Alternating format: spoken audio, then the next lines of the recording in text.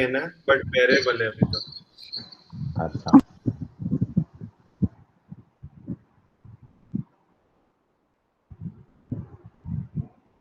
Wait a minute or two and then I'll start. There is a good chunk to cover today also, so I don't wait too long. Wait till 10:28.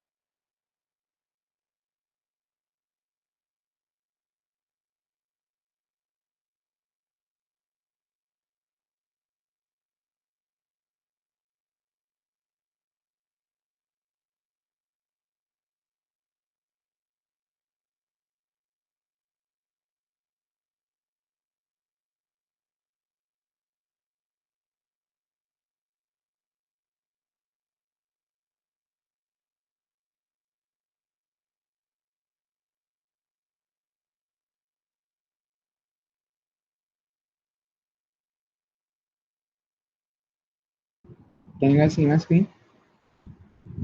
Yeah. Okay.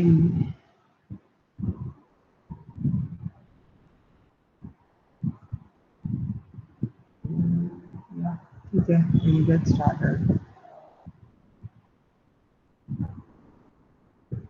Cool. So this is the last session of this NLP algorithms. Hopefully, this should get you to a place like whatever we're gonna cover today. It should ideally give you an intuition about whatever are the most recent algorithms out there. And what I'd like you to do is after this, that if you come across any new algorithm names or any new news about some new transformer based algorithm has come out, something which has BERT or RT in it, right? Then try to go ahead and read about it. Hopefully, there will not be too many changes compared to BERT, which we're going to cover in this. And you should be able to understand what they've done. Usually, now, since 2018, 2019, when BERT came out, things have just been changing here or there, a few changes they make, and then they come up with a new model and it outperforms all older models, and that's been happening from a long time. So as such, not many very new ways of thinking have developed since then. But yeah, let's go ahead and see uh, what that is, right? So just a bit of revision. This is what we had seen in the first session, right? That we had seen what logistic regression is, linear regression is, how we could turn text into numbers in different ways, count vectorizer way, TF-IDF vectorizer way, word to vec way. In TF-IDF, we had these weightages introduced because there was a IDF component to it. Word2vec used to give us dense vectors, and we learned how we used to form those vectors, right? By starting with the random matrices and which were representing the uh, vectors of the word, and those vectors used to get optimized to do all of that. That is this word a neighbor to a different word that comes around it or not? And weights and biases keep changing based on gradient descent, right, or derivative calculus. Then in the second session, we saw okay that word2vec was still giving us static word embeddings. We wanted contextualized word embedding. How do we get that? We looked at architectures like a recurrent neural network, long short-term neural networks, right? Long short-term memory neural networks. We saw what's happening inside of them. We discussed sequence to sequence model as seek to seek, which is also which is how it's also called, wherein you basically used to have an encoder and decoder part, and you were able to describe everything as many to one to many to many problem, right? And then why did we even go ahead with LSTM? Because there was a vanishing gradient problem in RNNs. And then we looked at one of the application where somebody trained this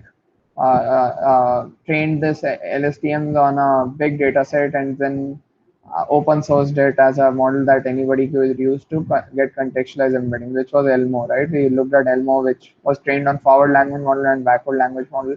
And then there were ways of doing a weighted sum and combining the embeddings for any given word, right? We looked at how we would get a contextualized embedding first. Yes, and we had ended at this point that there was some problem with sequence model, right? The first one that we discussed, what we were going through, since these are recurrent units, right, or neurons, we used to go word by word, which means that boy could not be processed even though it's in the same sentence until that has been processed completely, because that's output will go into boys as an input, right? So this used to make the entire architecture of training and prediction of any RNN or LSTM very slow.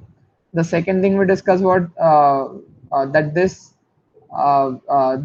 is a single vector trying to describe the entire sentence for translation purposes, right? So if your sentence gets big, maybe a single vector will not be enough to describe that, right? And that's also what had come up in one of the conferences. It was like part of a slide that you can't cram meaning of a whole sentence into a single vector.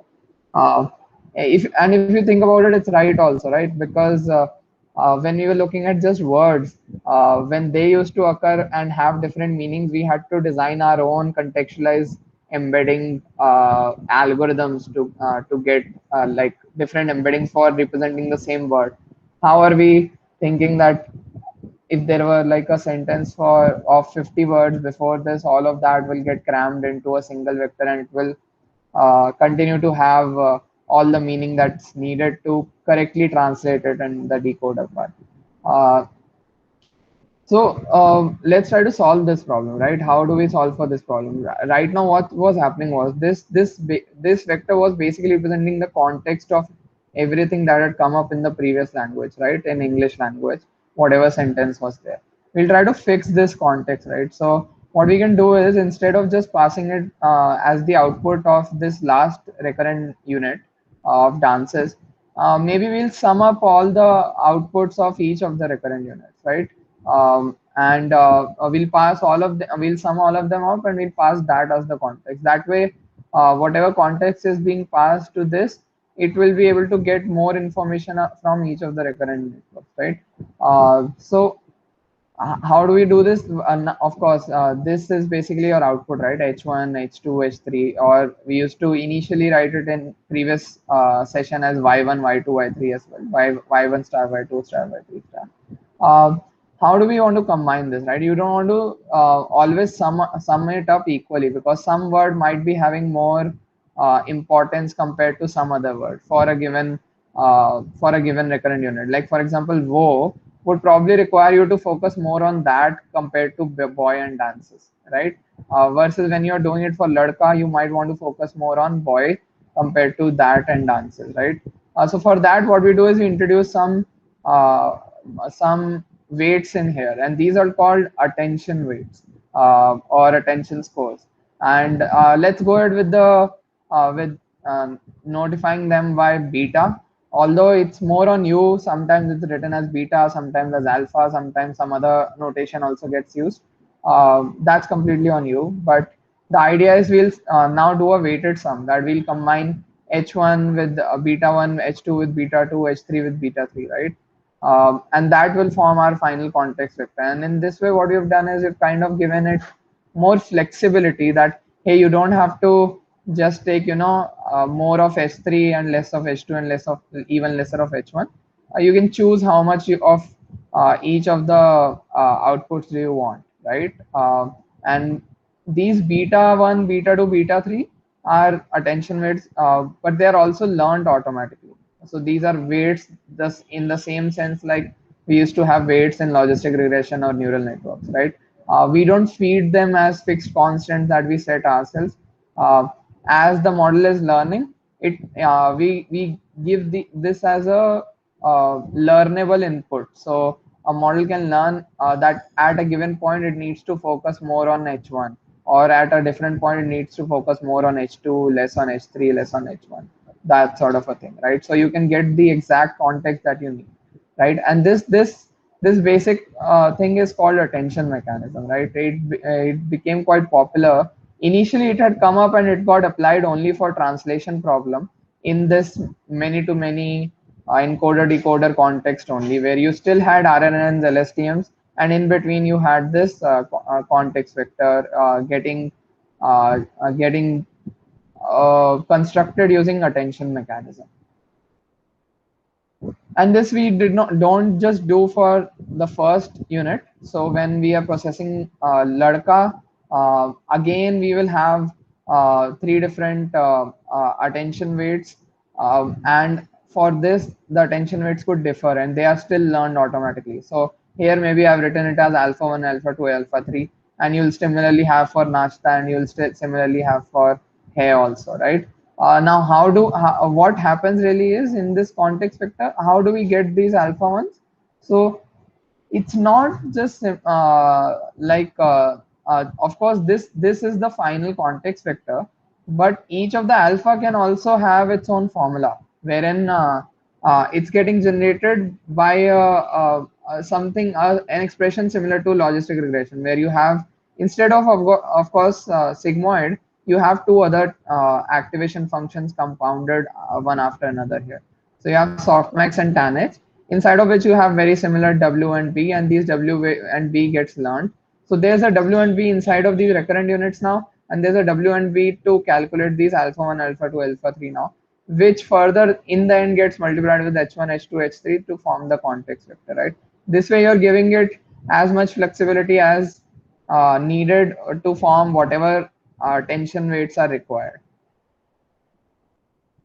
That's, however, not the only way. Attention weights has not had a very standard implementation as such. There have been different implementations that have come up at in different papers, and people are free to kind of write their own custom attention layer also. Like, how do you want to define your attention, and what and there are all of these different weights that are out there. We're not going to discuss each of them. In fact, most of the people, even who are working in ML, do not really care too much about which attention mechanism to use, right? Almost all of them end up working decently well. The one that we just showed was this location-based attention vector, which is the one that came out also early enough in 2015. There's another one that we are going to be interested in, which is called scale dot product, which is the one that gets used in transformers, which you're going to come to in later parts of the slide. But the idea is just that there are a bunch of different attention mechanism implementations that exist out there. Okay, so whatever we discuss, what this would end up causing is something like this: that when you are considering the word nashta, right? At this point, we'll be able to figure out that the context vector that we have for nashta would have very high weightage from dances, a little lower weightage because that is of course the corresponding word to nashta, but it will also have some decent weight from boy because it's nashta, not nashti, right? So this is where it kind of used boy also as a good context vector, and that is not that important, hence its line is shown as thin, right?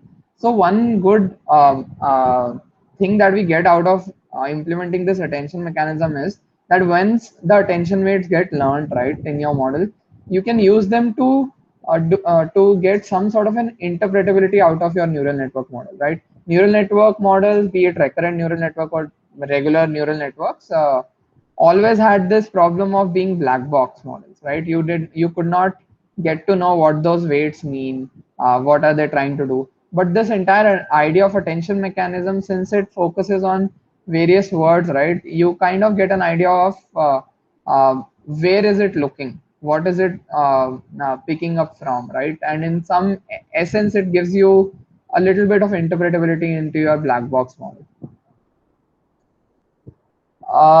Here's a GIF also, which kind of showcases the entire idea of attention model, that you have an encoder which gets formed, and then you keep on applying attention and you keep on constructing one by one each of the words in the decoder part, right? That's all that is happening.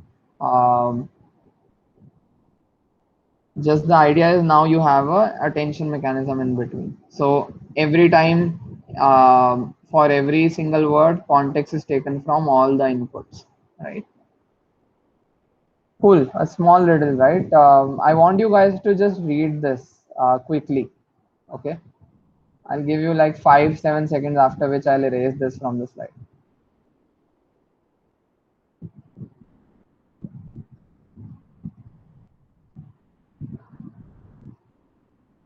Okay.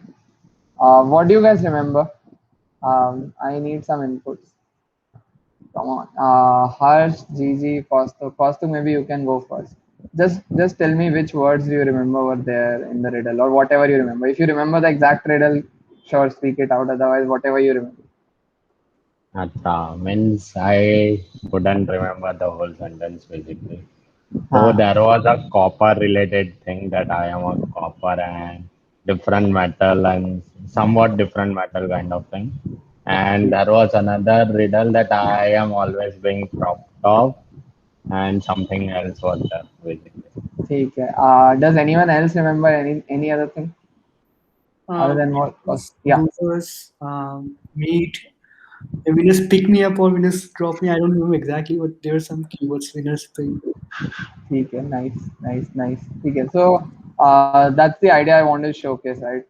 When different people are looking at it, different people are gonna pick up different words, right? So covered with copper got picked up by Costa, Venus Doomy got picked up by Gigi, and so on and so forth, right? And sometimes you'll end up having, longer sentences or things where you want to focus on many different things at the same time, right? And there are multiple things that you want to pay attention to at the same time. So this is why what would in like while we were doing this to form a single context vector, taking output from each of these, right? It will still end up in the end giving you some scalar weights for alpha 1, alpha 2, alpha 3, right? Which will say maybe focus 80% of your attention on H3, then only 10% on H2, and then 10% on H1, right? But what ends up giving us a better approach is that you do this, you calculate these attention weights multiple times. Okay. So for every single context vector, basically maybe I'll have three different attention weights are getting calculated, and these are called attention heads. So you call this, the previous one was called single headed attention. Here this is called multi-headed attention, right? So what you're doing is there are multiple people or multiple heads who are trying to pay attention, and there is a chance that they will pay attention to different things, right? They, of course, the way it's built, you can also end up paying attention to the same thing, which is fine, right? If that is what your problem requires, good enough, right? Then the previous single head would also work fine. But sometimes when these riddle sort of things came up, or a big paragraph has come up, you might require multiple head attention. So different parts of the paragraph could be paid attention to by different attention mechanism, and you would have multiple bunch of them. You plus them up, and then you concatenate them all together, and that becomes your context vector. So because of concatenating and having multiple heads, your context vector has grown in size. Maybe instead of 100 dimension, it will be 300 dimension at this point. Or but that's the idea, right? To just make it better and give it more flexibility to pay attention to multiple parts of the sentence. Just to clean up the previous diagram, I have written it like this now. So this is what's been happening, right? You had this sentence, you had all these encoder recurrent units, and we were passing its output to a attention mechanism, which we are now calling multi-head attention. It's also encoder decoder attention because it's trying to form attention weights between encoder, and these attention weights are getting utilized for decoder's context, right? So that's why it's called encoder decoder multi-head attention. And this attention then goes as inputs to each of these time units, right? Recurrent units. Um, Now from here on, we'll of course, one more thing that we are just adding is just to kind of clarify it further. When we are feeding in these words, we are feeding in their word embeddings in general, right? That because the entire idea behind these RNN LSTMs was that you would feed in your static word embeddings, and you would get out contextualized word embeddings, right? So just to kind of showcase that these are, think of these as your word embeddings for each of these words, right? And the sole purpose, if you remember, of this attention mechanism was that we are able to pass context from encoder to decoder, right? We were getting a bottleneck layer, just passing from the last of encoder and to the first of decoder. So a better way that we found was that we'll pass context, but from every thing of the encoder to every single unit of the decoder, right? Now, if you think about it, since its entire purpose was here to just pass context, um, what if this was our input sentence instead of that boy dances, right? The animal did not cross the street because it was white. In this case, when you think about the word it, right, and it has to generate a contextualized word embedding for itself, uh, what should it be close to? This it should be actually close to street, right? Because this it is kind of representing street only. And in this way, you see that there is a need also to pass the similar sort of context information within the input sentence itself. So right now, what we looked at was having an attention mechanism between the encoder and the decoder part. But we may not need that. We will need that, but we might need an attention mechanism just in encoder also. Just so these kind of things can be figured out, that hey, what does it mean at a given point? And this can change, right? Because think about this sentence and this sentence, right? What we have changed is the animal did not cross the street because it was white, and animal does not cross the street because it was tired. And it suddenly starts it suddenly means a different thing. In this case it means a street, in this case it means an animal, right? Because of this, the idea, if we are not doing that, if we don't have implemented in the encoder part itself, then it may not do a proper job, right? It can do the job by using these RNNs, because RNNs are also the motive of using RNNs or LSTMs was also that, right, to get contextualized word embedding. So you could understand that this particular means street, or that this particular it means animal. But then it's slow, right? Here we kind of removed that slow bottleneck, and the same thing could be done in inputs also, right? So and what that ends up doing is instead of having these RNNs which are going one by one, we can now directly feed all of these word embeddings into an attention mechanism, a similar multi-head attention mechanism. We call it encoder only because it's not dealing with encoder decoder.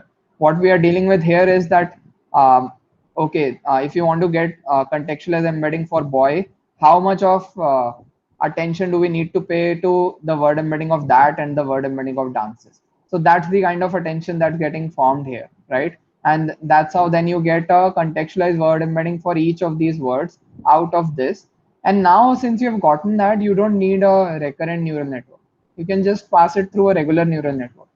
Because the idea of recurrent neural network was to pass context, which we have already done via attention mechanism at this point. We don't need the RNNs or LSTMs anymore, right? And what this ends up doing is, one second.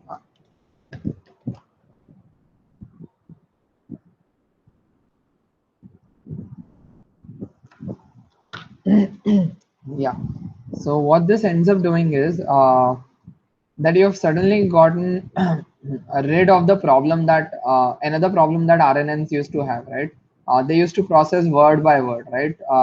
Here, what you have done is you passed all of this to a attention layer and passed all of them together to a neural network. So entire sentence is kind of getting processed at once, compared to how word by word we used to go here and the next word used to wait for output of previous one. So that sequential nature we've gotten rid of, right? Which makes this entire part very fast compared to this decoder part. And this part where you're not doing attention between encoder and decoder, and rather between inside encoder itself, is called self attention, right?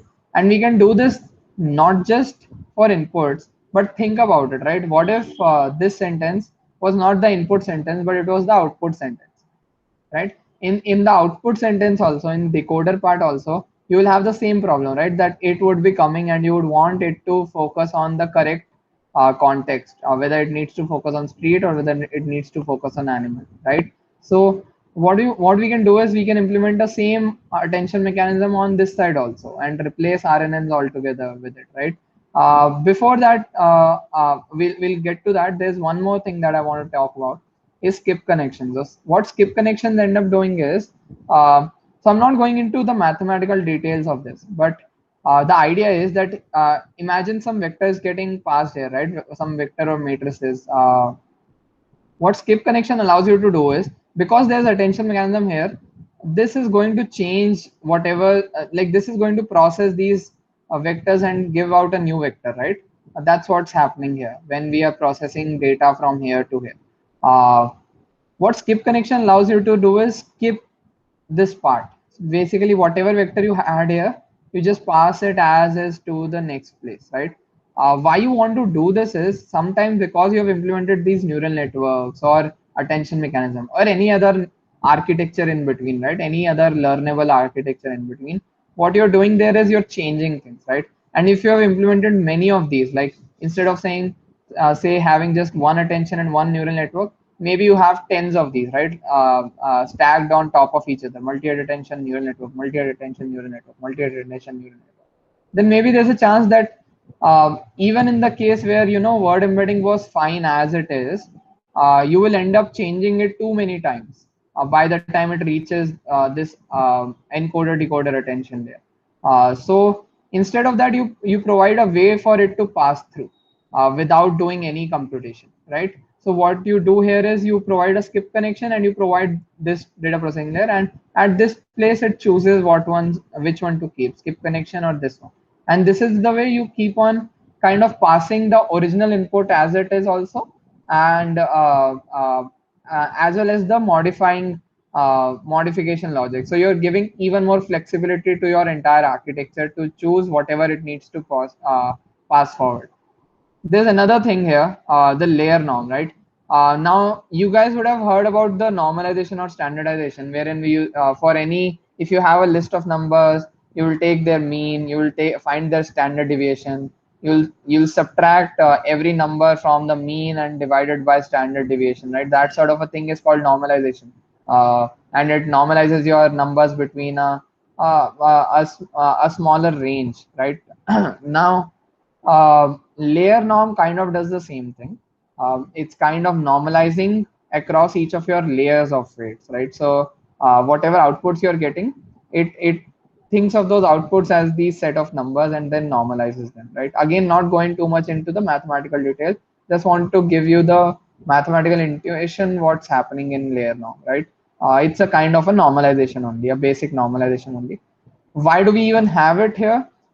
Any sort of normalization ends up making a neural network robust, because what you have done is, if you don't normalize, what's happening is that maybe at this point this attention mechanism got normalized inputs, but now if you're not passing normalized inputs to neural network, then neural network might be getting very different distribution of inputs, right? Due to which maybe you have gotten some output weights or output values which are very high versus some which are very low, and that sort of a numeric that is usually not called numerically stable. That usually you should have numerical stable output values, so they can be used as input to another layer, right? Now just to be able to keep on stacking more layers on top, it's good to normalize whatever output you get after every case. So normalization will take care of preserving the context, but at the same time also reducing the range of the output numbers that are actually getting generated, right?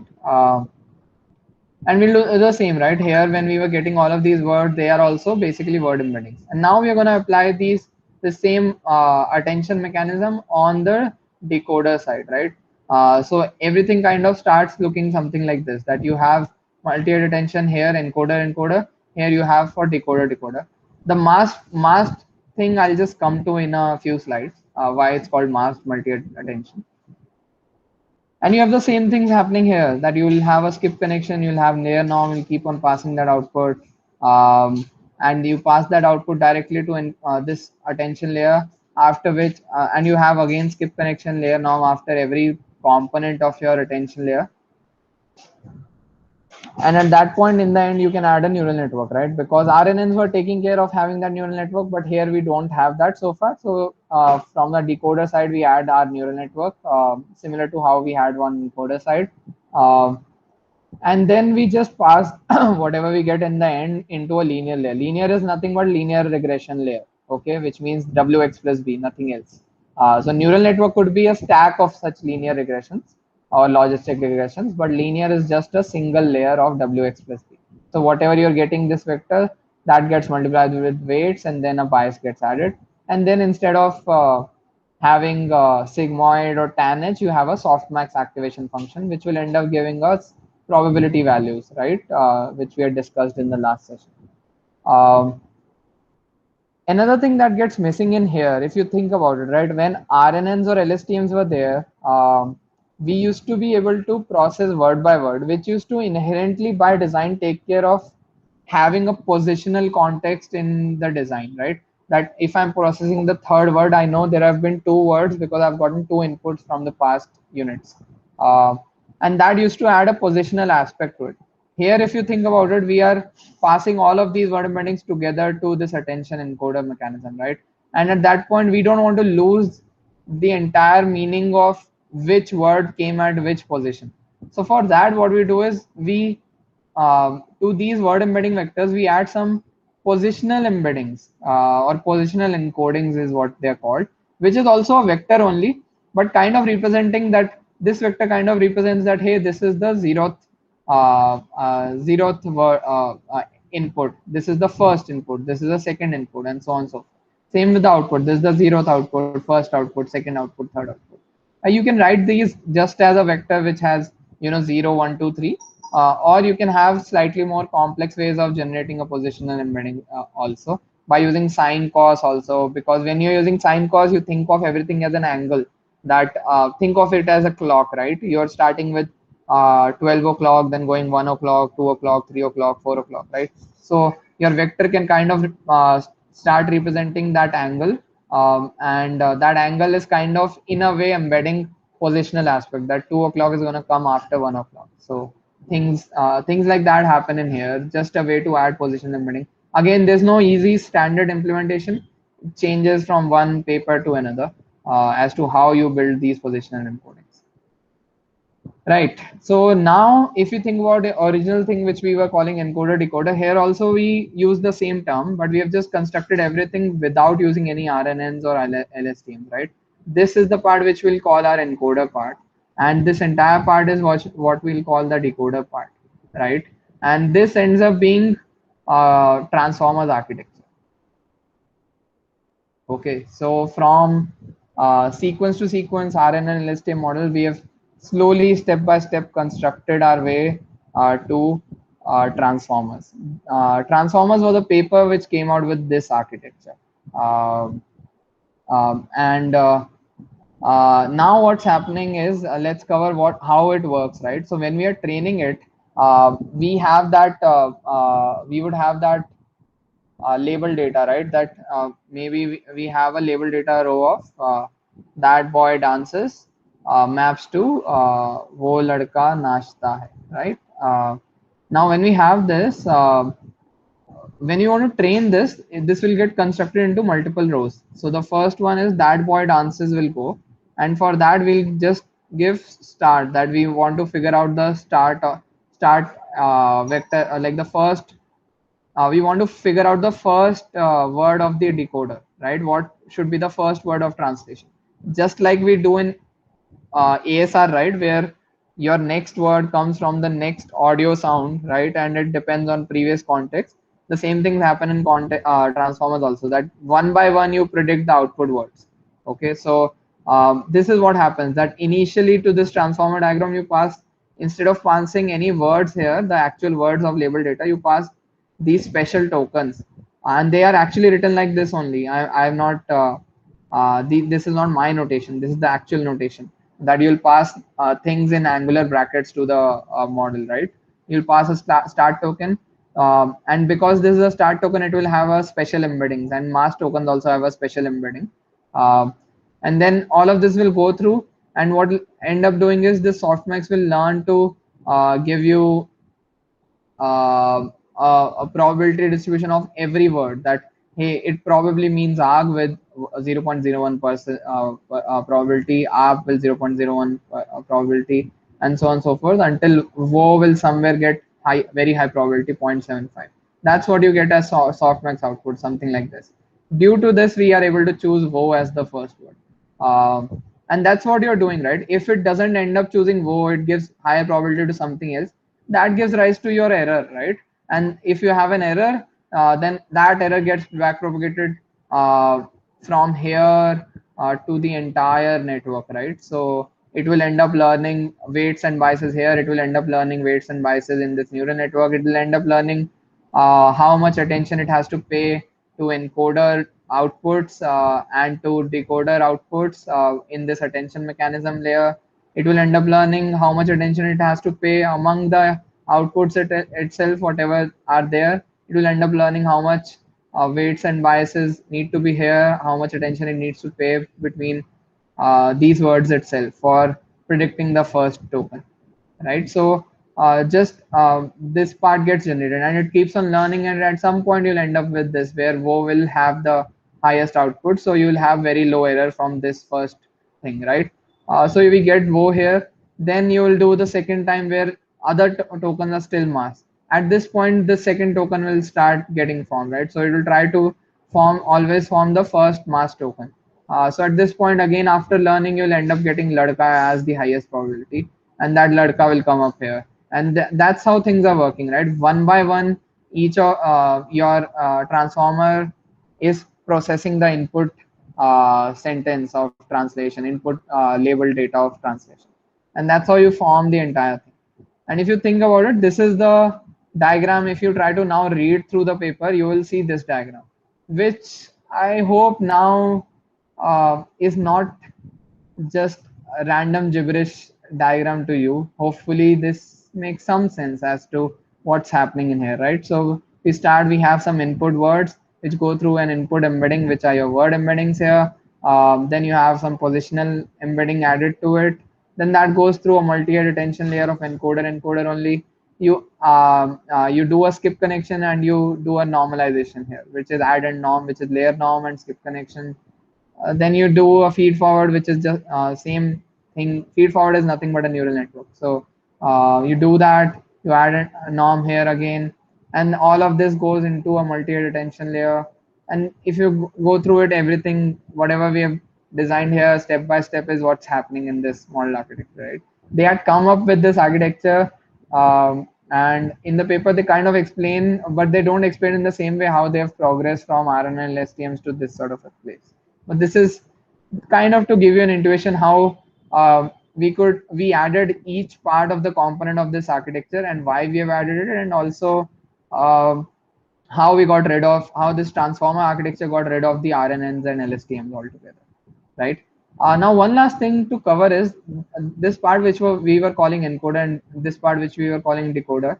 We can repeat this entire block n times. So before going to multi-head attention, this encoder block will be repeated again. So maybe we'll have, after this arrow, we'll have another multi-head attention encoder layer norm, neural network layer norm, and then another time and another time, and then after 4 or 5 times maybe you'll pass it to the final output will pass to multi-head attention, right?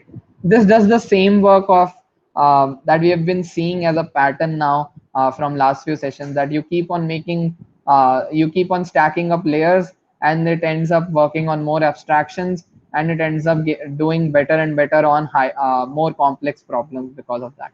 So what this nx represents is that you can repeat this block n times, right? Encoder block and decoder block, and that's your transformer architecture. This came up in this very famous paper called "Attention is All You Need," because just to pass all the kinds of context you needed, you have gotten still rid of all RNN and LSTM, and you have parallelized all the processing again. Just like it used to be in neural networks, you have gotten rid of the sequential nature of processing, which used to come up with RNNs and LSTM, right? And the critical component of this entire architecture is known to be this encoder and decoder multi-head attention, which is called self-attention, right? Self-attention is something that had come up in this paper only, and it was never tested before that. It's very weird because multi-head attention, the encoder-decoder attention existed 2 years before this, and they had to just apply that to just the encoder and just the decoder, and that solved so many things.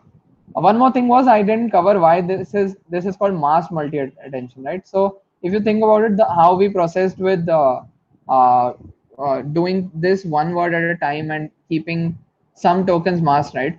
The reason why we used to mask these tokens was that when you're learning what should be the next word to predict, right? You want to mask everything about the future. So when you're predicting the first word, you want to mask everything, right? But when you're predicting the second word, you want to still mask the third and fourth word, because at runtime, at prediction time, you are going to predict word by word, and at that point, you will not have any idea about what words comes out of after it, right? So just to kind of not leak the future information while training, you mask things, and because you mask these tokens, instead of actually preserving their actual words when predicting this second word, you call it masked multi-head attention instead of just calling multi-head attention. Okay, let's go back where we were. Right. Okay, now the attention mechanism, right? I told in few slides back that attention mechanism could be implemented in many different ways, right? And we had looked at this location-based attention mechanism, which had this softmax sort of a thing. The one that this transformer architecture ended up using was something called scale dot product, right? And it came up in this paper only. They had only designed this multi-head attention mechanism, wherein you used to have three inputs. If you see here, there are three inputs here to each of the multi-head attention, right? Instead of having just one or two inputs, you have three inputs in here. Um, uh, and they call that values, keys, and queries. They pick up, it's a very confusing terminology because but it somehow ended up being published in the paper and then got utilized, and everyone starts mentioning it as it is.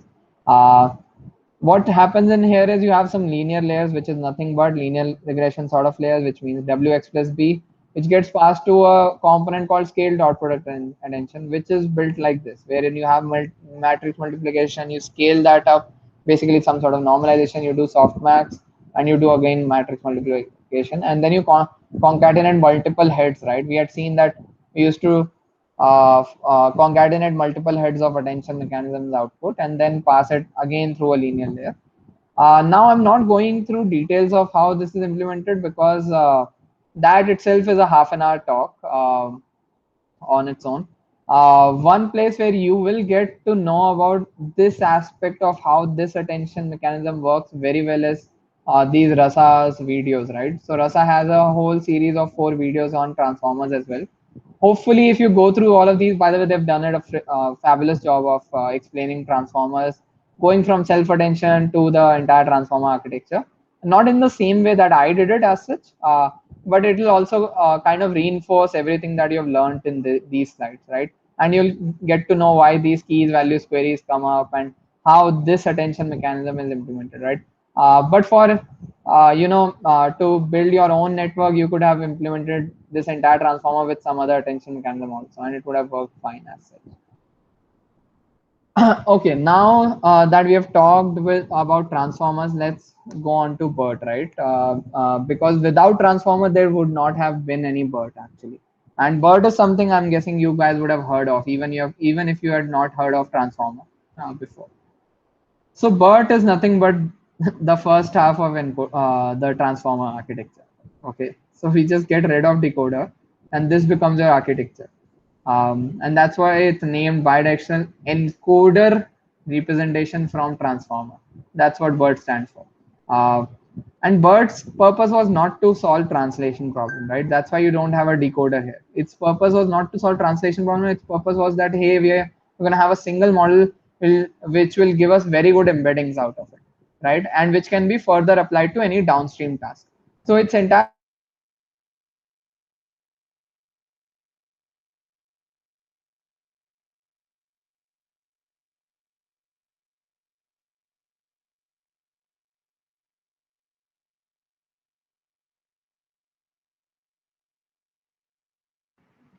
Yeah, even I can't hear him.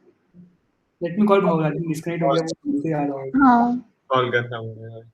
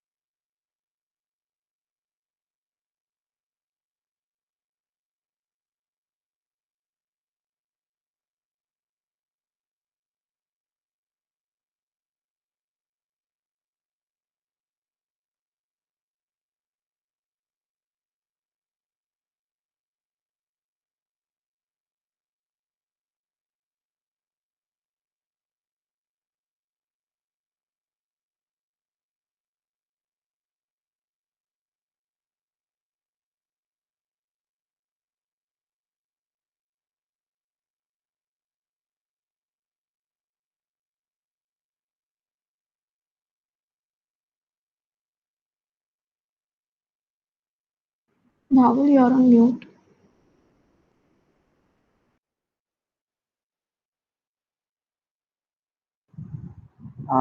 Okay. Well, thank you, first of all, Gigi, Tarun, and Ria. Yeah, where was I when I dropped off? That's what I was asking. You just started this topic. Huh. Explain bidirectional encoder. So the idea was that we just get rid of the decoder part of our transformer, because the entire that's why it's named like this, right? Bidirectional encoder representation from transformer, right?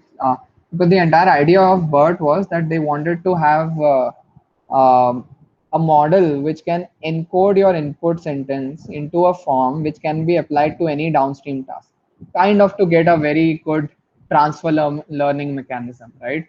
So you can get very good embeddings that you can apply anywhere, right, in any sort of NLP task.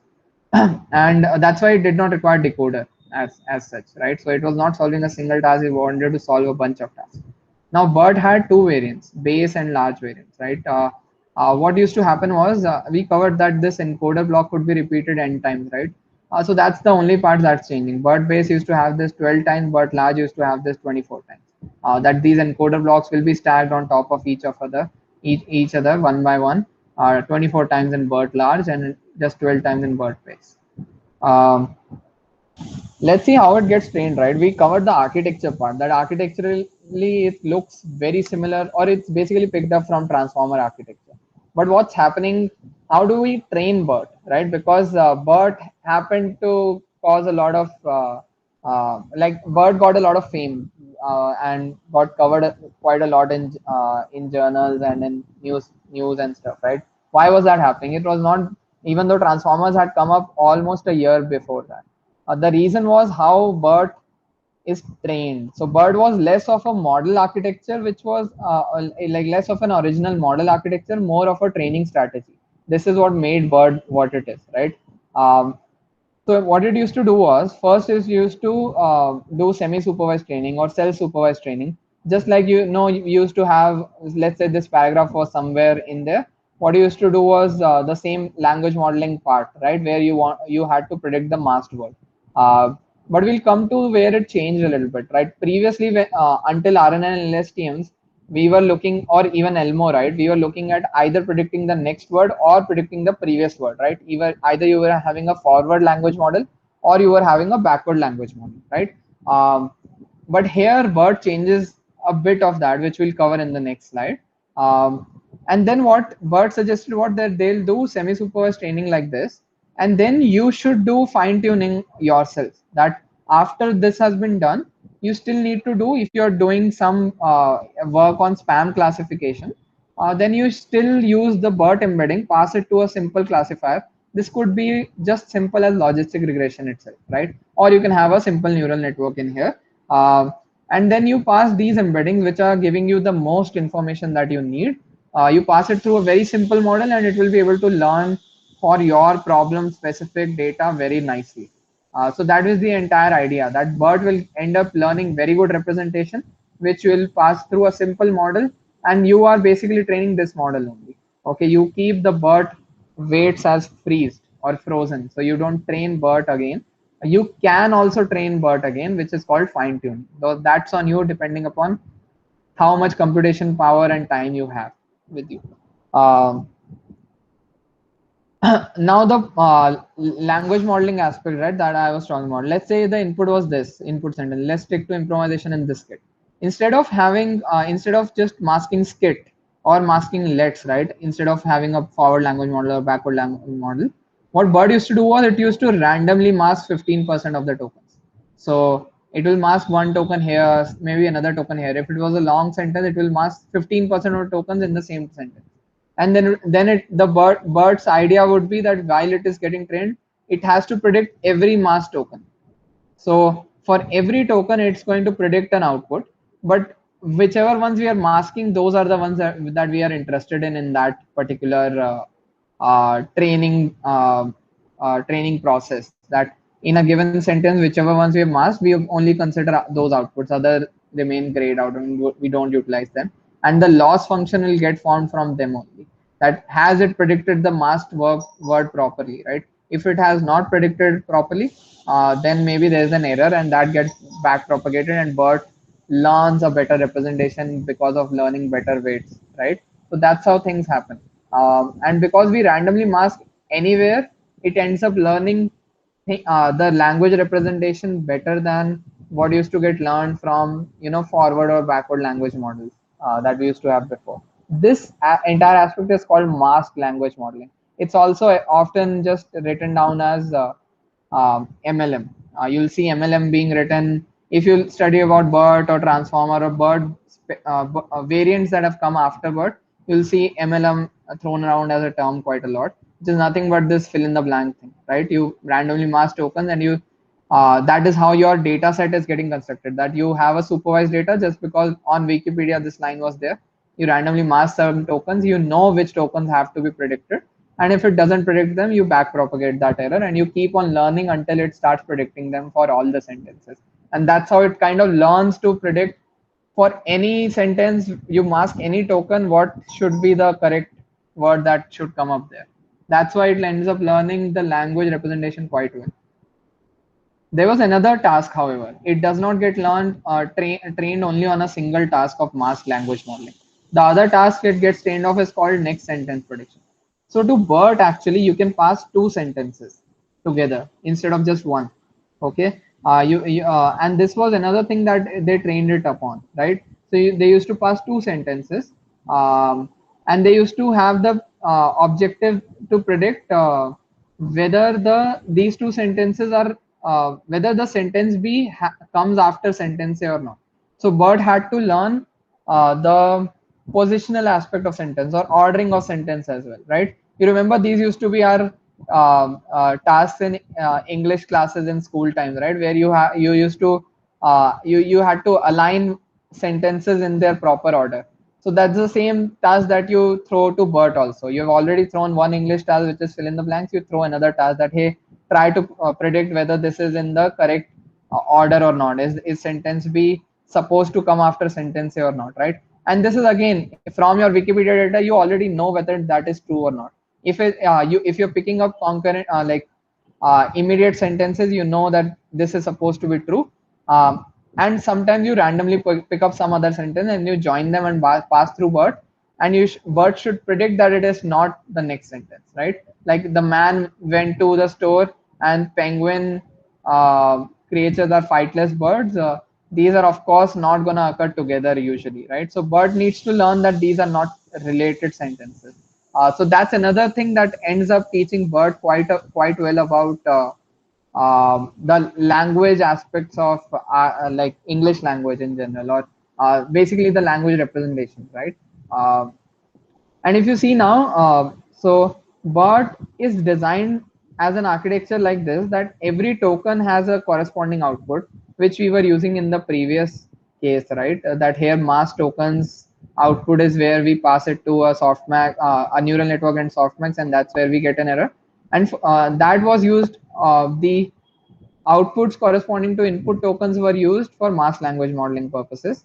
For the next sentence prediction, you have a special, before any of your input tokens, you always pass a special token called CLS token. Okay, this represents class token, basically representing the entire input all together at once, right? You always pass this a special token, and what you want BERT to learn from this is that whether the two sentences that have been passed are next sentences or not, right? This entire next sentence, if it's still not intuitive, I can maybe link it back. You remember word2vec had come up just from the idea of neighboring words, right? And it ended up learning good representation of each word. The same thing's happening here, right? You kind of are picking up from that concept that are these two sentences neighbors to each other or not, right? And just to kind of make sure to be able to do both things at once, next sentence prediction and mass language modeling, what you have done is you kind of feed this sort of an input. You have mass tokens also. You have a special separator token to separate two sentences, through which BERT can learn that here is where I've separated two sentences. And you pass a class token so that you can predict whether these two are neighboring sentences or not. So that's why that using that in one go, you can learn you can train on both of the tasks, next sentence prediction and mass language modeling, MLM. And you can get BERT to learn both of the things at once, right? Another thing that changed in BERT was that instead of using word embeddings to start with, so instead of passing, word embeddings here, it doesn't pass word embeddings here, right? So when you are looking at transformer architecture, even though BERT took up that part of the architecture, it did not take up that let's pass word embeddings of each of those words. Instead, it creates embeddings for each of these words on its own. And to do that, first it tokenizes it differently also. So if this was your word, right? My dog is cute, he likes playing.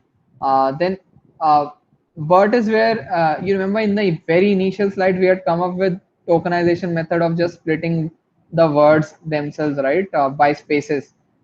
Here where it tokenizes, but in a special way, where it keeps these suffixes separate or some prefixes also separate, right? So maybe disadvantage will end up being dis and advantage would be a separate token.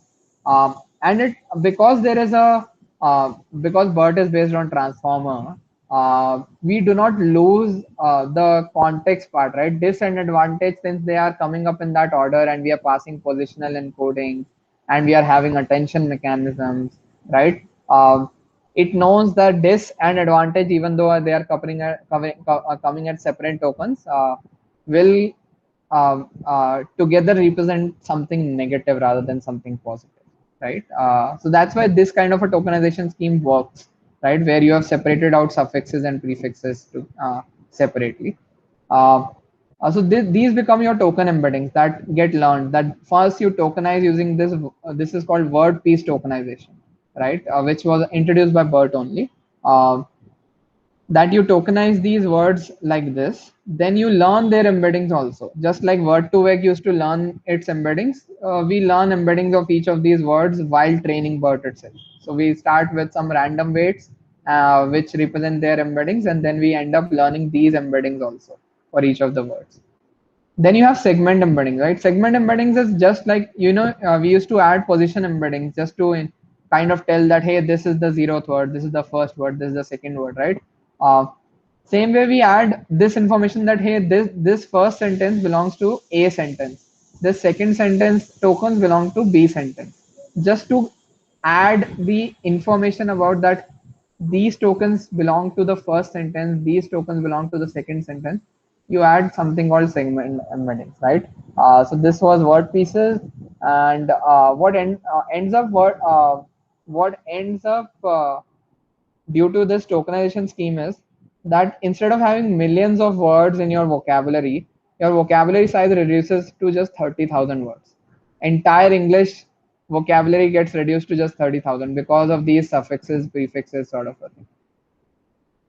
And because of this, it's also able to handle out of vocabulary words because you've broken up words into chunks, right? So any new word that comes up often ends up being a combination of those chunks, because of which it's able to kind of make sense of it.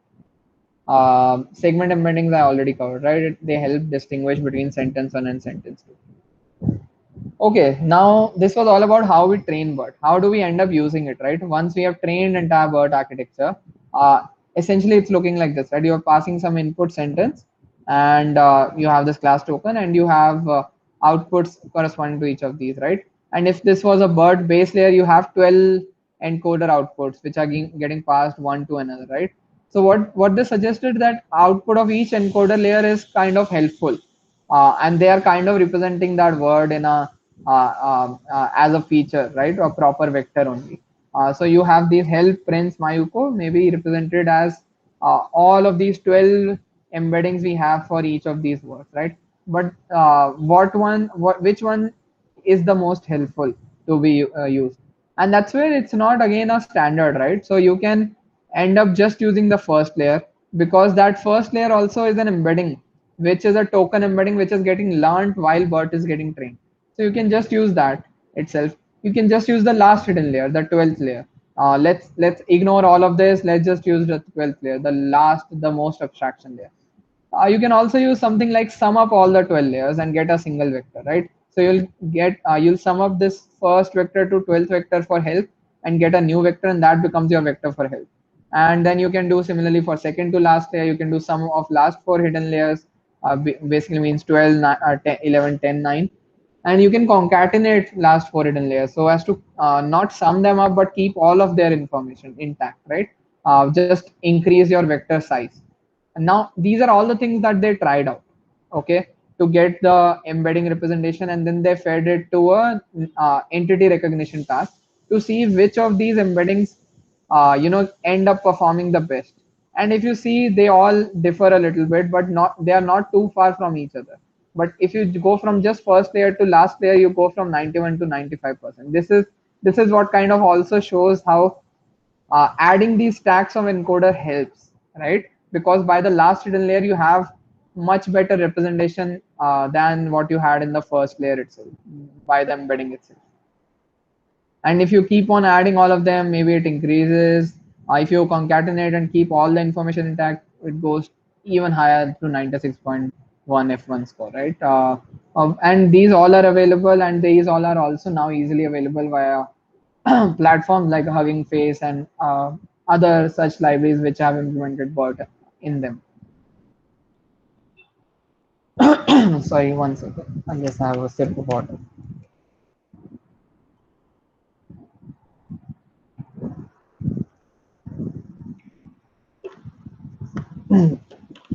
Right.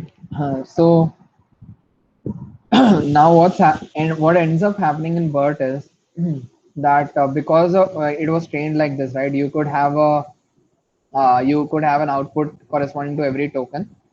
You could have an output for the entire class, right?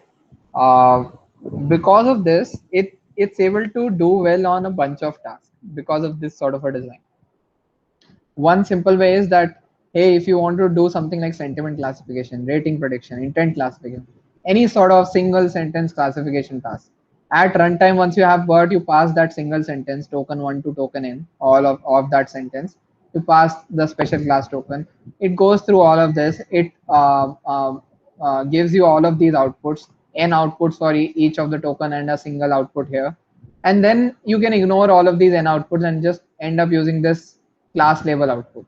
Usually this class level output ends up representing the entire sentence, okay, because it was meant to do that next sentence prediction task. It has to kind of represent both the sentences or entire input that has been passed to it.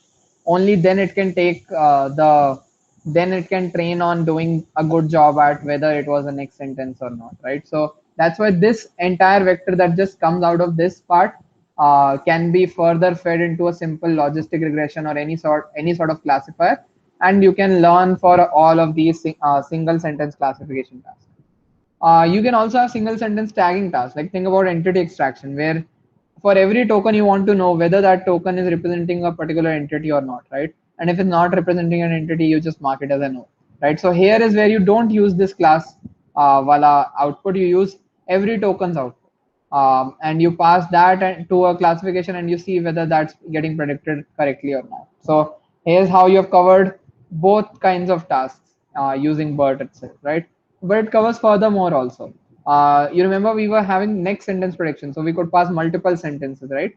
So there's also a question answering problem in NLP space, wherein what you do is you pass a question and you pass the entire paragraph. Remember, again, going back to school where you had to do comprehension questions where a long few paragraphs were given and then questions were asked whose answers used to exist in that paragraph itself, right? So that is called the question answering task, right? That is the problem of question answering, wherein you're given a question and you have a paragraph where its answer exists, right? And you want output to be the answer. So here what happens is, since you have token 1 to n for question and token 1 to n, token 1 to m for paragraph, within this paragraph only that answer exists, right? So the tokens where answer exists, that gets marked as start and end and span, right? So those get marked that, hey, this is where the answer is started, this is where the answer is ended, and that's how you can solve question answering also using the same BERT architecture. And then there are certain more problems that exist in NLP space, like are the two sentences that have passed similar to each other or not? Think about, like, for example, Quora would want to solve this, that is the new question that you're putting up in Quora, is it already existing in Quora somewhere, right? If it's already existing, then maybe it will guide you to that question rather than you are asking that question again. So duplicate sentences, figuring out duplicate semantically similar sentences is one. Inference validation is another, that let's say I have two statements here. Does the statement two is statement two a conclusion from statement one? Like let's say all dentists are all dentists are doctors, and then you have sentence two as a dentist may not a dentist will have a doctor degree, right? Then does that follow from sentence one? Yes, right? So that sort of a inference or causal inference is also an NLP task, which is a good NLP task, which again can be served by the same architecture. Same thing would be said for paraphrasing, right? Paraphrasing is similar to sentence similarity.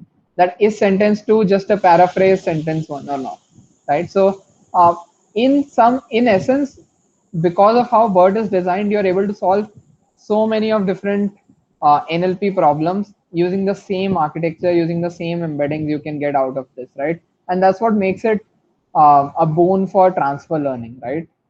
And that's what made it so special, right? It not just was useful for all of those problems, but it gave state-of-the-art results for all of the 11 NLP problems, right? And this sort of transfer learning was never seen before, but in NLP, right? NLP used to have very simple transfer learning, and computer vision used to be the field which was known for having very good transfer learning approaches. But BERT kind of changed that, and BERT made NLP popular in the last few years. Another thing is, because it was doing that transformer architecture, and because it was doing that fill in the blank approach of masked language modeling, masking any words in the between in the sentence, right? Due to that, it used to take few previous and future words into account simultaneously by using transformer architecture. That's why the simultaneously part, that is not processing word by word, but it's also, since it masks any word in between, it's taking previous and future words into account, right, as context. So that's why it's called bidirectional, and encoder because it's encoder, and from transformers because it's simultaneously using processing all of them. Elmo is what we have seen, which used to be based on LSTM. Similarly, there used to be a very similar architecture that had come out and was popular for a few months called ULM Fit, which was just like Elmo, using multiple LSTM layers. Then it also ended up giving rise to word pieces tokenization, which made vocabulary quite shorter. So again, ending up optimizing the entire architecture further. And this entire BERT architecture was also open source, right, which made applications of NLP much easier and much better, right? So it kind of made it easy for anyone to apply NLP and get good results for different problems, right? So suddenly the state of what we could apply in NLP and where we could get from NLP became very nice, right? So that's what happened. It got open sourced in both PyTorch and TensorFlow, which are the frameworks through which you implement neural networks. And it got open source initially for English and then later on for another 100 languages. Some things to keep in mind, right, when thinking about BERT. So these were some things that were mentioned in the original paper only, that should you fine tune BERT model for your task, right? And authors suggest that you should, right? Not too much, because BERT is a big architecture, right? You have 12 encoders layers, right? Or 24 encoder layers. Each encoder layer is further having a neural network and a attention mechanism embedded in it, right? So it's a very big neural network as such in total, right? So training it usually means training a few million parameters, which will end up taking quite a lot of time. So that's why what they suggest is you pick up the pre-trained model, but when you're applying it to your particular problem, like say spam classification or something, you still fine tune it a bit further. So you train it a few more epochs, not too many, not like 100 epochs, 500 epochs, just 3-4 is enough for BERT to kind of adapt to your problem. Then another question, which is a good question, is the masked language modeling that we ended up using. Is it more effective than the regular language modeling, where you just have to predict the next word, right? With the left to right language model is what it's called. They tried that and it did not give as good results. So that's why they end up using masked language modeling. So that was something that they showcased. Next sentence prediction, if you remove that task altogether, right? Because it looks a little odd compared to all the architectures we have seen before BERT, right? That this new thing has come up suddenly. If you remove that, again, it loses quite a lot. So it does not end up giving good results. It's only that these things together end up learning a great representation, much better than previous approaches ever gave you. And can you use pre-trained BERT without any fine tuning, right? Just add a embedding extractor that you feed in a sentence, you get an embedding out. Yes, you can. And honestly, they did this, that you fine tune all BERT layers, or you just, concatenate last 4 hidden layers without doing any sort of fine tuning, right? Without training BERT anytime on your problem. And you see there's not much difference. So that's why you can as such, but if you want that extra oomph from your model, you might want to do fine tune. Okay, once BERT came out, a lot of models came out of after that also. So one model which I've not covered on this slide, let me just cover that, right? When BERT came out, it was a big model, right? I just covered it had a few million parameters, which made this fine-tuning task harder, right? Another model came out called DistilBERT shortly after BERT, right? A few months after BERT. DistilBERT is nothing but distillated BERT. What distillated BERT means is that you try to, have a student-teacher model. That you will have a teacher model, which is BERT. You will have a student model. Student model is usually very small. So you'll have a simpler neural network architecture. It will still be having attention mechanism. It will still be using BERT sort of architecture. Maybe not have as many encoder layers, right? Maybe not have such a complex neural network in that encoder layer. And what you do in teacher-student or this distillation process is, you try that smaller network also ends up performing identically well to the teacher network. So you train a DistilBERT, which is a very small network, and its loss function is based on how close it gets to the embedding generation as the embeddings that BERT generates. So you end up teaching a model to just learn to behave like a more complex model while being a smaller architecture. And what that ended up doing was, DistilBERT was something that reduced parameters by 10-15 times, and still so became a very small model compared to BERT. Ended up using lesser computational power, lesser memory in GPU, and made it easier to fine tune that model. But at the same time, it was performing just as well as BERT. Of course, a little points below, like if this was 96.4, maybe DistilBERT will perform at 95, but it's still good enough, right? Because you've reduced the size of the model quite a lot. Then after that, a bunch of other models came up. I've covered a few here. but there are more than 50, I think, if I'm not sure. These are the more popular ones, right? So the first thing that came out after BERT was MBERT, right? MBERT was nothing but multilingual BERT. Multilingual BERT was exactly like BERT, same architecture like encoder part of transformers, same word pieces tokenization, but just that and same sort of two tasks of training, right? Next sentence prediction and masked language modeling. Just that it was trained together on 104 languages data, not just on English. Okay, original BERT was just trained on English. Then Albert came out. So this BERT, MBERT, Albert, all of these came out from Google only. So Google, it gave rise to BERT, then MBERT, then Albert. Albert was another opportunity to reduce BERT's memory and computational complexity. What they did was they designed a slightly simpler architecture. Again, very similar, picking up from transformer encoder blocks only, but just simplifying that architecture, optimizing it further to reduce the parameters, which parameters are nothing but your weights and biases that your model has to learn, right? So it reduces parameters by 18 times. Another thing that Albert did was it got rid of the next sentence prediction task. Instead, it added a slightly different task of predicting the sentence order. So instead of predicting, is this the next sentence, you will feed it two sentences, and Albert will try to predict which sentence is supposed to come first among those two sentences. And that kind of gave rise to a slightly better learned representation when they tried it out. Again, initially it was just open sourced in English by Google. Then Google only, I think, did a multilingual Albert, or Hugging Face did it, I forgot.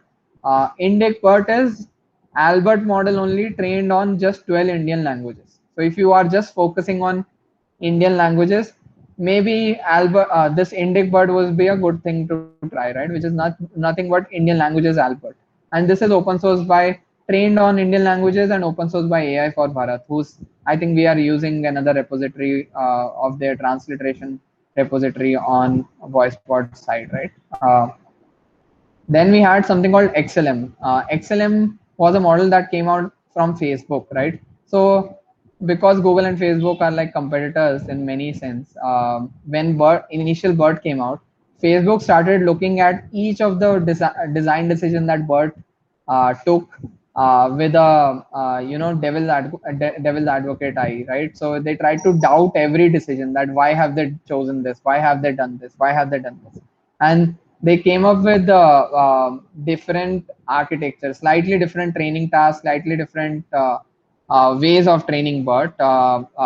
So some of the things that they did was, so initial architecture still remains the same as based on transformer, but they changed the way it is trained. Instead of training on masked language modeling, they tried to predict, change it to causal language modeling, which is just predicting the next word. Instead of masking any word in between, they will always start predicting the next word only from left to right. And they inherently made this architecture cross-lingual. So that's why it was called cross-language modeling, which was represented as XLM. The second thing they did was they added another task called translation language modeling. So if you have a bilingual pair data, right, that in English it's written as this boy dances, and in Hindi its corresponding sentences ye ladka naachta hai.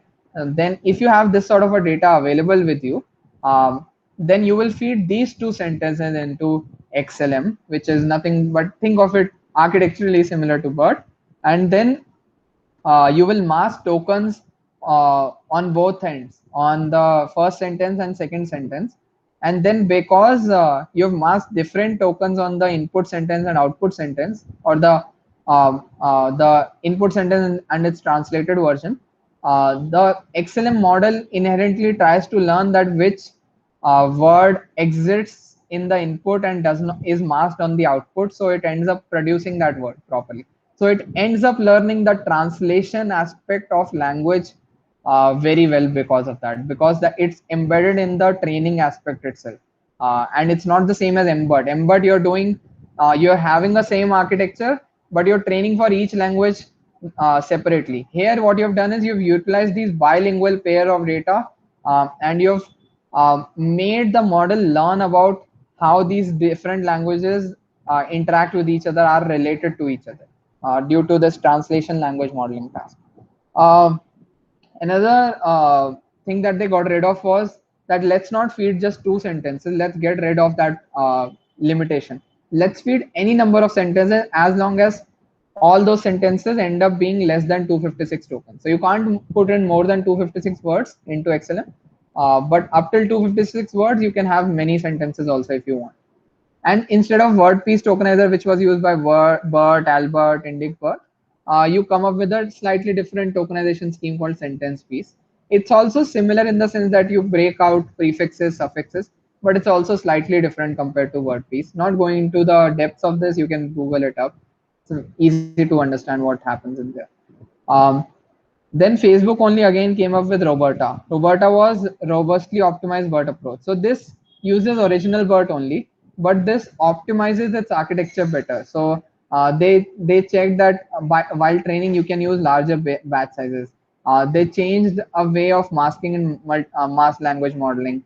They trained it on a bigger data set, which ended up giving a more robust model. And at the same time, they changed tokenization to a tokenization scheme to another scheme. So we have seen word pieces in all of these. We've seen sentence piece tokenizer in XLM. In Roberta, they changed it to byte pair encoding, which is another way of tokenizing. So there are a bunch of tokenization methods other than just splitting by spaces by now. And all of these are just rule-based methods which split the words into some prefix, suffixes, which chunks, right, like that. And the last is XLMR, right, which is what we are trying to use now in VoiceBot side also, which is nothing but Facebook only came out with this, and they just merged the two ideas from XLM and Roberta. So they use the training parts here, the causal language modeling, translation language modeling. These became the training strategies. This feed any number of sentences was also taken from XLM. These optimizations get taken from Roberta, like the larger batch sizes and bigger data set, right? So XLMR ended up taking a few from here, few things from here, and ended up training it on the biggest corpus at so far, right? It trained it on almost entire internet corpus, which ended up being 2.5 terabytes of text data after cleaning, of course. And it covered 100 plus languages, and it ended up being one of the best models for multilingual modeling. But you see, everything has kind of spun up from BERT only. Like here also, it's coming from Roberta also has BERT only, right? So everything kind of started from BERT, which started from transformer architecture, and that's why and transformer architecture spins up from attention mechanism. So that's what we have seen today, right? Going from RNN and LSTM to having attention mechanism to seeing having self-attention, then having transformer leading to BERT leading to all of these after BERT things that have come out in the last 2-3 years. Let's look at some more things, right, which have come after BERT. So convert is another thing that we know that we are using it inside the RasaBot, right? At this point, I urge you guys to actually go ahead and read the convert paper. It's a simple paper. You should be able to understand it more or less from start to end, right? And that's the good part, that we have kind of gotten to that place that you should be able to look at these recent papers and get an idea of what's happening inside of them. But let's see what happens in convert, right? So this was the convert's architecture. Again, if you see, transformer based architecture, that's why there's a representation transformer, those things are there. But because it was based on conversational data, the data set it used was Reddit data set, which by its nature is, you will write down something and then somebody will reply to it in its thread, then somebody will reply to it, and that's why it has a conversational nature embedded in it, right? What Convert wanted to do was make a lightweight model and make a model which works well on conversational data. BERT, Albert, XLMR, not that amazing on conversational data because they are trained on regular internet corpus or Wikipedia or things like that, which are not conversational in nature, right? Convert's idea was that let's train it on conversational data. And what they end up doing is they pass. So if you think about, I wrote a comment and you replied to that comment, that becomes a data point, labeled data point. So your input is the comment that I made, response is whatever you replied with. So convert tries to learn to predict this response based on whatever input was there. So convert is trying to learn to reply to an input sentence. It's not trying to learn whether this is the next sentence or not. It's not trying to learn whether this is the which order is in the sentence come up. It's trying to learn a whole separate thing from a learning strategy perspective, that learn what a person would reply to this comment, right? And that's why it chose Reddit as a data set here. Inside, it's very similar to Transformer, right? If you think about it, just a bit of here or there, you have those subword embeddings just because of tokenization are happening at that prefix suffix chunk level, which is called subword. You form their embeddings, you add positional encodings to them, just like we did in Transformers. And then you have these encoder blocks here. You have 6 of them. There is self-attention, add and normalize, feed forward, add and normalize, picked up directly from Transformer. Nothing's happening other than that. But instead of having 12 or 24, you just have 6 of them. You have reduced the size of the entire thing. And then you have another self-attention added at top of it. This is where they kind of became creative. You added another self-attention block. They do some sort of a formula of square root n reduction. This was done for their own purposes. They just figured out that this works well. No particular reason why this and those kind of things. Then you have another neural network. And then what you do is you end up learning an embedding out of this, right? You will get an embedding out of this because this is kind of like encoder part of Transformer, like BERT, right? You'll get an embedding out of this for your input sentence. You'll get an embedding from your output sentence, which is the next sentence. And then you try to predict similarity, right? So are these similar or not? And that's how you kind of learn whether this is supposed to be a reply to this comment or not. If they end up being similar, great, right? You consider that reply to a given statement is similar to that statement, and that's how you try to learn that conversationally these two comments are talking about the same thing. Okay, that this comment and this reply, even if they are worded differently, they are trying to talk about the same thing, which is why it works well for something like intent classification in Rasa, right?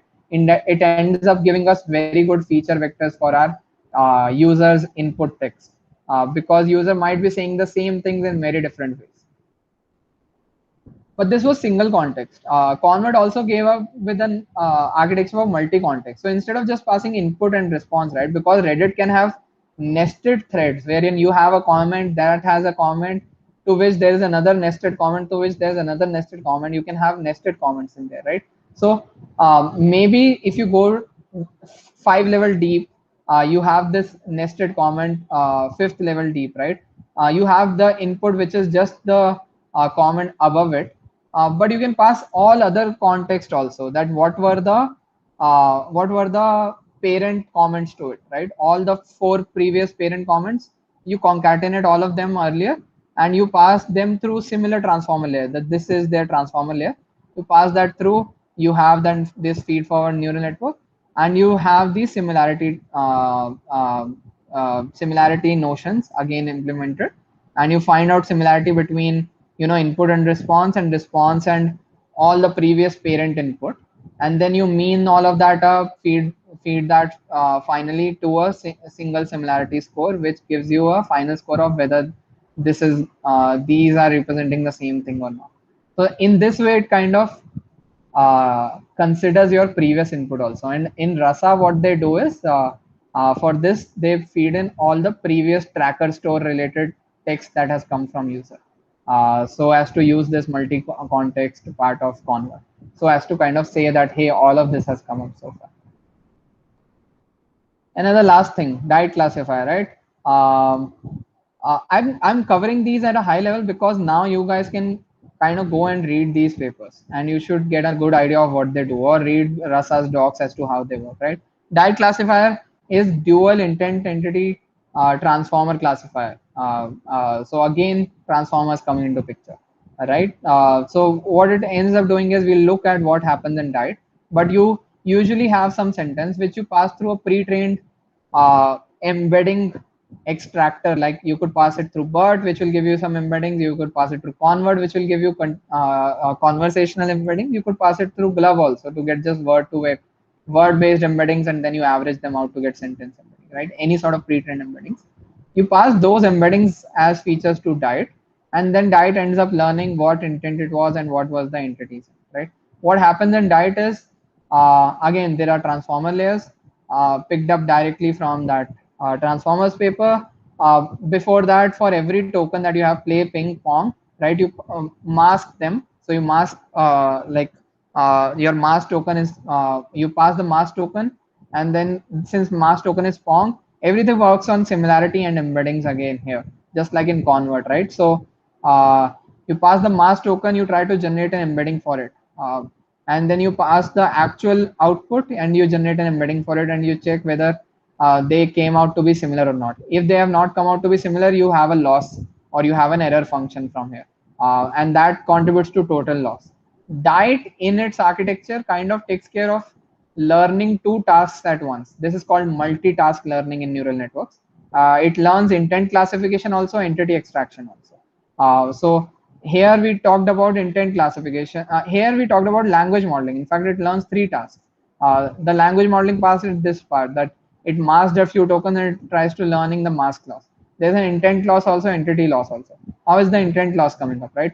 Whatever sentence you have passed, you have a class token. Remember, we used to have a class token in BERT, similar way, right? Which is supposed to represent the embedding of the entire sentence. And you try to check how is that embedding of the entire sentence related to embedding of this particular intent that it's supposed to be. Right. So for every intent, you try to learn embedding from scratch, right? Starting from random weights, just like you used to learn embeddings for words in Word2Vec.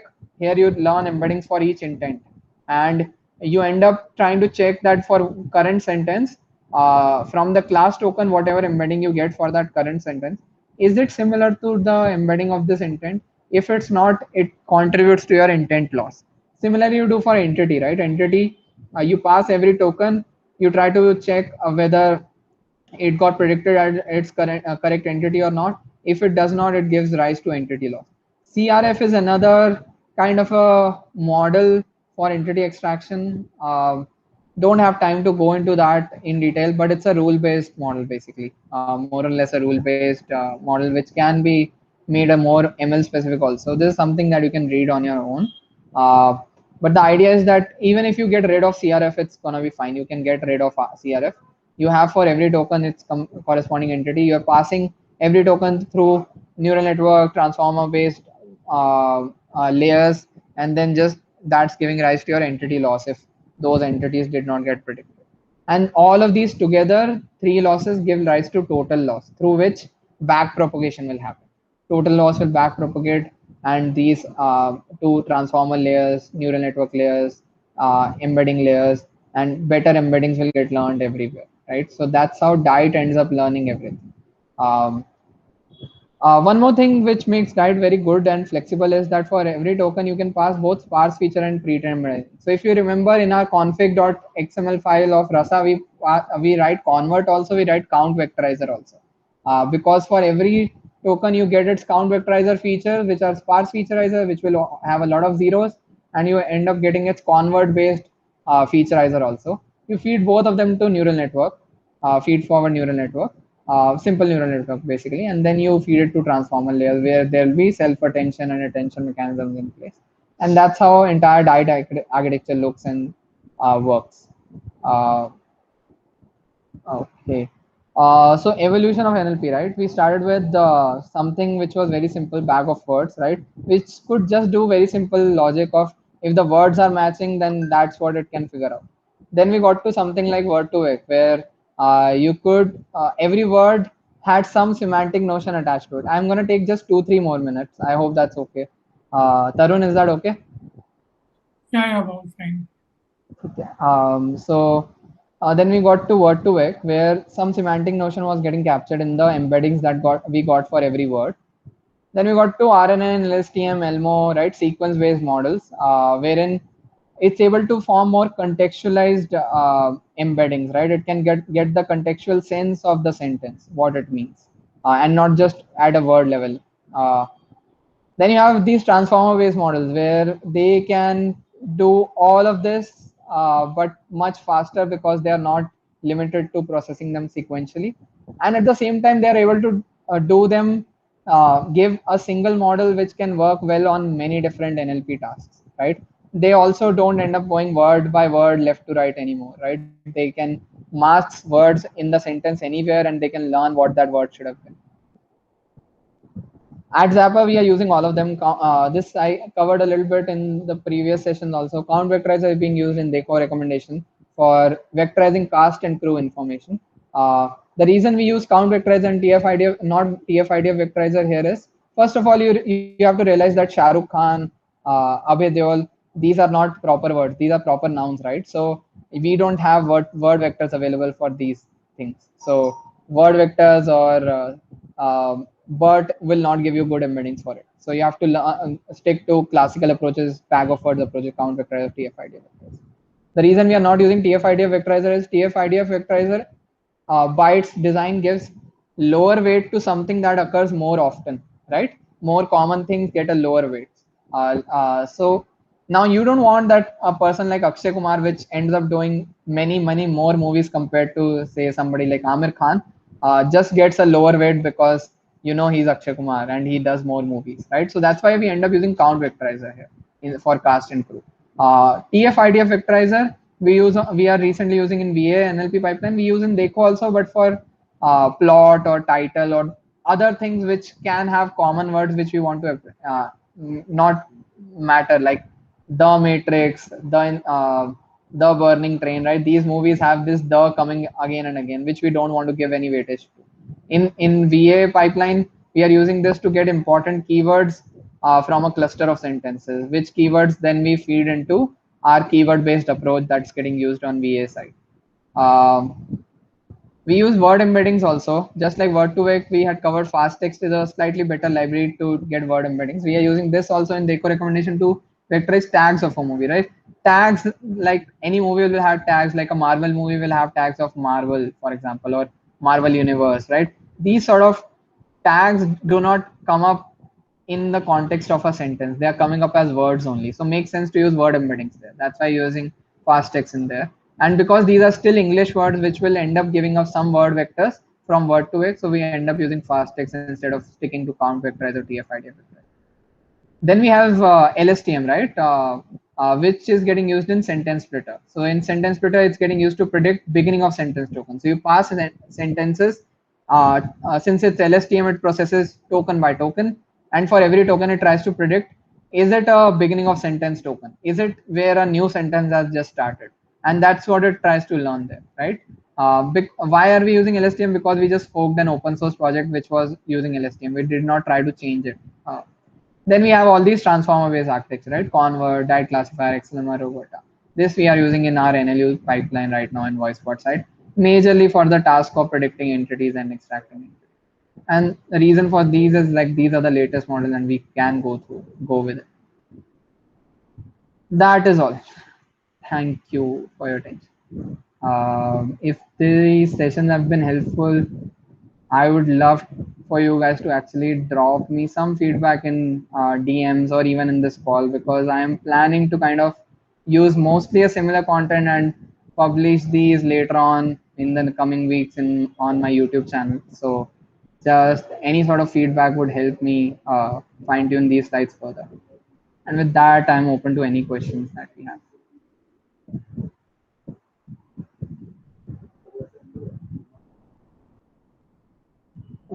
Okay, no questions?